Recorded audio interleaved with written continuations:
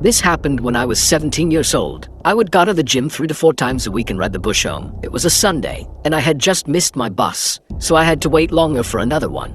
I would have called my parents, but they were out for the evening, and taxis charged more. So I decided to sit and wait in the bus shelter. It was a cold night, and snow had just started peppering the ground. My bus was taking longer than usual, so I got my phone out and listened to some music. Almost an hour had passed, it was freezing, and I hadn't seen anyone at all. That was until I noticed something out of the corner of my eye. It was a creepy guy dressed in thick layers of clothing, walking slowly towards me.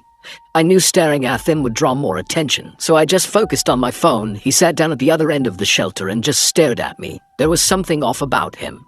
He seemed like he was either drunk or on drugs. He then asked, "What does the bus do?" It took out my earphones and said, "I think it's delayed because of the snow." He stared at me for a while, then started mumbling to himself. He was really starting to creep me out, so I pretended to be on my phone. After a couple of minutes, it took another look. He'd moved closer to me.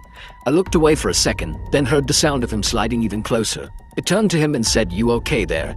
He stared at me with glossy eyes, lifted his arm and leaned towards me. Immediately, I grabbed my bag. Andheron, Asha fell to the ground. I ran down the road, trying my hardest not to look back. I kept going until I got to the next bus stop.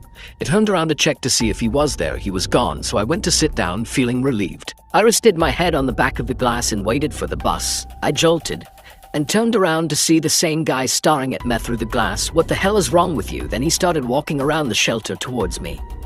"I'm warning you, stay back." I yelled in panic as I was backing up. I wanted to run, but I left my bag in the shelter and I couldn't leave without it. Suddenly the man leaped at me and I quickly moved out of the way. He fell to the ground face first. I froze in shock, then noticed the blood coming from his face. It tried to get a response out of him, but nothing worked. I called the police and paramedics, and they arrived shortly after.